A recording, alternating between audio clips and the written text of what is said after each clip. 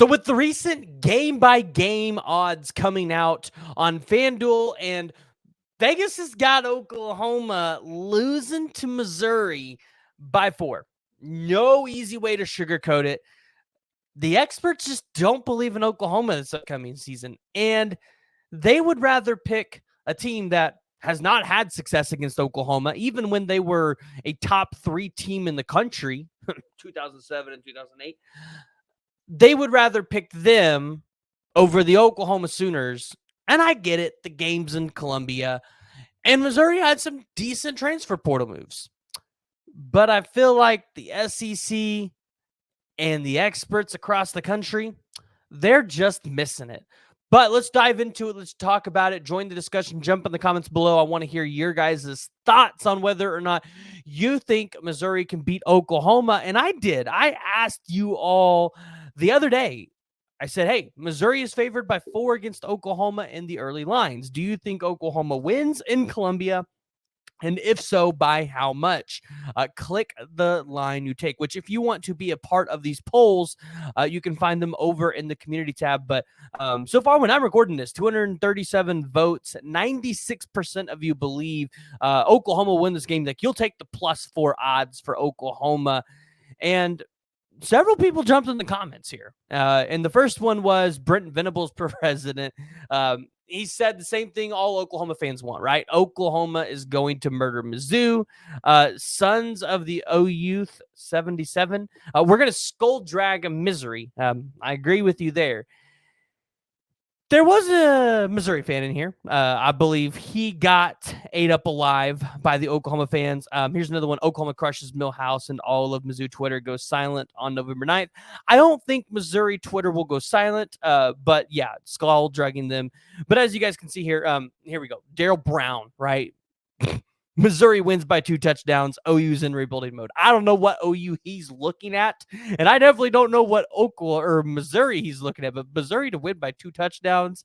I mean, Michael Jackson Arnold and Michael Hawkins would both have to be out of that game for that to be able to happen. But I did want to take a deeper look, right? I did want to take a deeper look into this line and, kind of give the early thoughts because, like I said, Missouri made some good moves. They got Khalil Jacobs and transfer portal linebacker from South Alabama. He had 56 total tackles this year, 25 solos. They got a guy like Eddie Kelly on the defensive line from Georgia Tech with 37 tackles last year.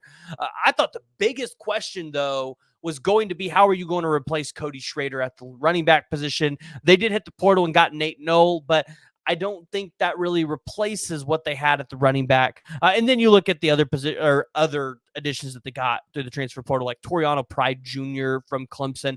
Thought he was a fantastic get for Missouri, probably one of the best gets in the transfer portal overall. They got Chris McClellan from the Florida Gators. Remember, we talked about him and Oklahoma potentially flirting with each other there for a while. And then they also got the infamous Caden Green on the offensive line from right here in Norman, Oklahoma. But I don't think that's enough to beat the Oklahoma Sooners. Because when you go and you look at their roster compared to Oklahoma's, and you look at it room by room, Oklahoma's got the clear-cut advantage at quarterback. Yes, they've got Brady Cook coming back, and he threw for 3,300 yards last year, but he only had 21 touchdowns and 6 interceptions, and that's with a weapon like Luther Burden. Additionally, like I said, what are they going to do at the running back position? Like, yeah, you went out there and got Nerlens Noel, but your second leading rusher last year was Brady Cook with 319 total yards. The wide receiver position, again, you'd still have to give Oklahoma the advantage. Yes, they got Luther Burden. They've got Theo Weiss in there. But Oklahoma has Nick Anderson. Oklahoma has a Jaden Gibson. Oklahoma has a Jaquez Petaway. Like, they've got so many weapons on that wide receiver group and in that wide receiver room that, yeah, a guy like Luther Burden's going to go in the first round. But Oklahoma's got more talent to just, shoot. I look at a Deion Burks and say, Deion Burks might be better than Luther Burden this year.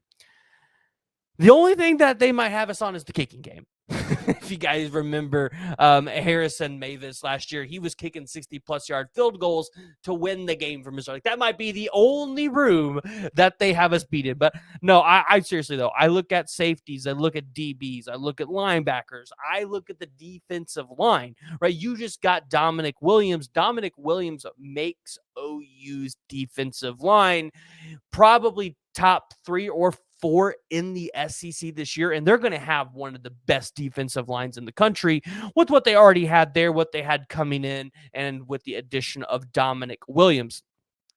And then you look at the offensive line. This could be the one or the only other room outside of the kicking room that you look at and say, Missouri might have an edge because they got Caden Green through the transfer portal. Very good offensive tackle. We all know that he's going to be an All-American. But they also got a guy by the name of Marcus Bryant from SMU. And very good, sneaky good transfer. Offensive grade is 69.2. I will say this, though. I still like Oklahoma's offensive line better. And I think by that time in the season, it's going to be highly improved from where we'll have started. The only thing is, I'm curious to see how Missouri's defensive line is going to turn out. You lose your defensive line coach to LSU. You do have Williams Winery coming in. And like I said, you did get Eddie Kelly from Georgia Tech.